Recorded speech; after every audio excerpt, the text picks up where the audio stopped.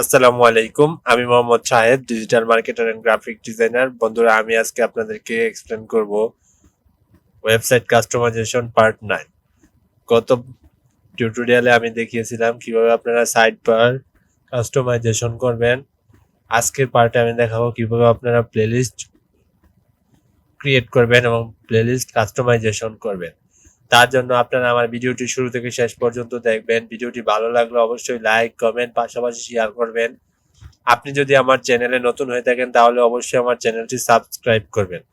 তো বন্ধুরা, চলুন শুরু করি।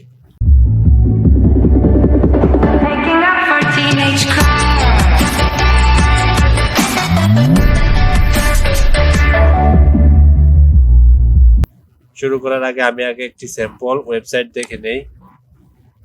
আমি একটি ওয়েবসাইট এখানে সার্চ করে আপনাদেরকে দেখাচ্ছি। বন্ধুরা দেখেন রিসেন্ট পোস্ট। এখানে আপনার কিছু প্লেলিস্ট আছে, তারপরে ইউটিউব টিপস, ইউটিউব আপডেট, তারপরে ভিডিও এডিটিং, তারপরে রিসেন্ট পোস্ট। মানে এগুলো হলো আপনার প্লেলিস্ট। আমরা ইউটিউবে প্লেলিস্ট তৈরি করে ভিডিও আপলোড করে থাকি।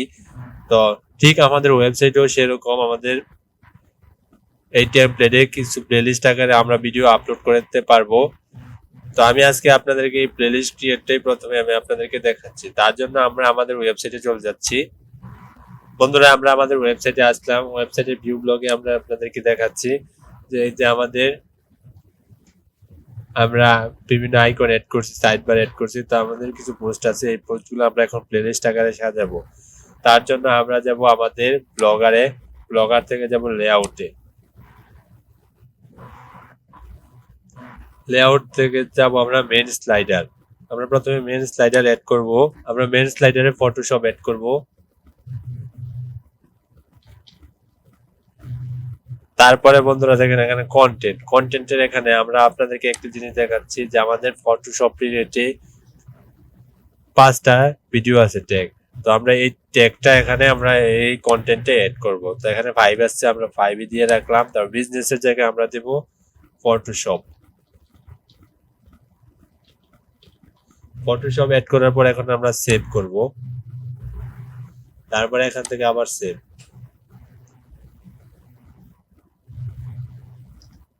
তো এখন আমরা আমাদের একটা রিফ্রেশ করে দেখি যে আমাদের ফটোশপ স্লাইড বারটি অ্যাড হয়েছে কিনা।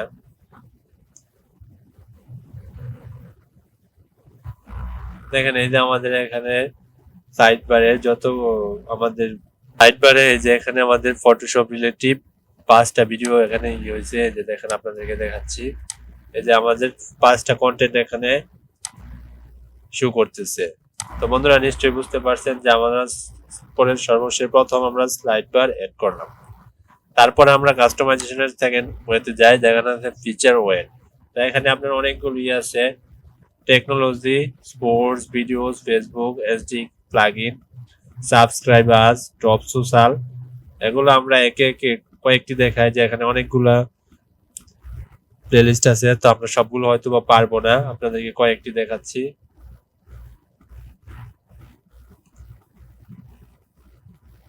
আমরা টেকনোলজির এখানে দেব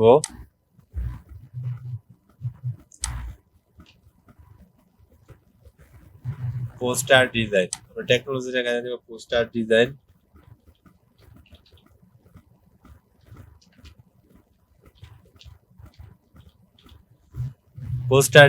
তো আমরা এই যে আমাদের 3 আছে, এটা আমরা 2 করে দেই। তারপরে এই যে এখানে আমরা আমাদের একটি ট্যাগ ব্যবহার করব।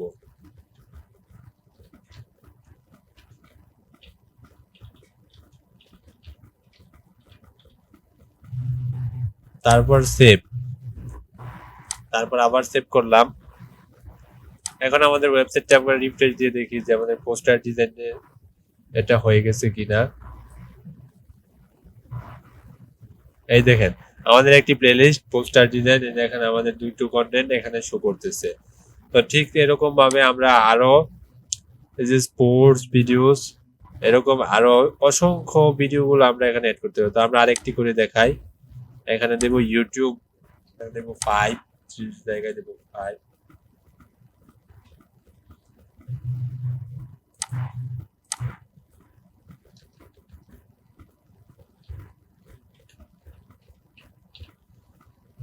তারপর সেভ,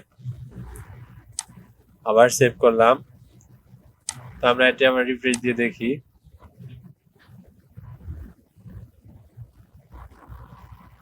দেখেন যে আমাদের ইউটিউব রিলেটিভ 4টা কন্টেন্ট 5টা কন্টেন্ট এখানে আপলোড হয়ে গেছে।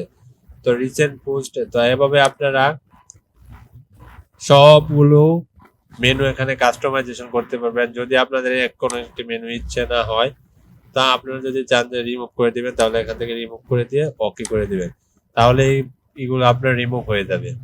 তা আমি এখানে রিমুভ করতেছি না। তারপরে আপনাদেরকে আরেকটি পার্ট দেখাচ্ছি নিচে,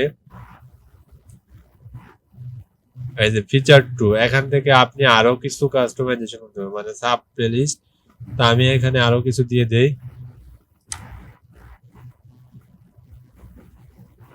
এখানে দিব আমি অ্যাডভার্টাইজিং, এই যে মিউজিকের জায়গায় দিব অ্যাডভার্টাইজিং। 3 এর জায়গায় আমরা এখানে দিব 6।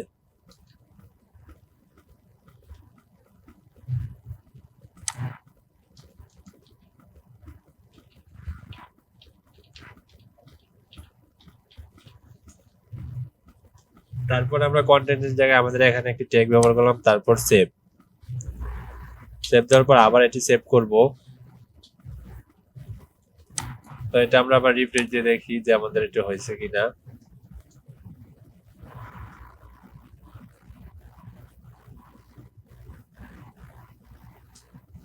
এই দেখেন আমাদের সর্বনিম্ন আমাদেরকে অ্যাডভার্টাইজিং এর 6টি কন্টেন্ট এখানে শো করতেছে। তো ঠিক আমরা আমাদের প্রয়োজন মতো যে বিজনেস আছে, ফ্যাশন আছে, নেচার আছে, এগুলো আমরা করতে পারবো, কাস্টমাইজ করতে পারবো। যদি আমরা কাস্টমাইজ আমাদের প্রয়োজন না হয়, তাহলে এখান থেকে আমরা রিমুভ করে দিতে পারবো। নেচার যেটা যদি আমরা রিমুভ করে দেই, তাহলে ওকে করলে আমাদের রিমুভ হয়ে যাবে। তো আমি রিমুভ করছি না। তো বন্ধুরা, নিশ্চয়ই আপনারা বুঝতে পারছেন কিভাবে আপনারা প্লেলিস্ট কাস্টমাইজেশন করবেন এই পুরো ভিডিওটির মাধ্যমে। তো বন্ধুরা, আজকের ভিডিওটি এখানে শেষ করছি। সবাই ভালো থাকবেন। পরবর্তীতে আরো কিছু টিউটোরিয়াল নিয়ে আপনাদেরকে সম্পর্কে বিস্তারিত বিষয়গুলো দেখাবো। আসসালামু আলাইকুম।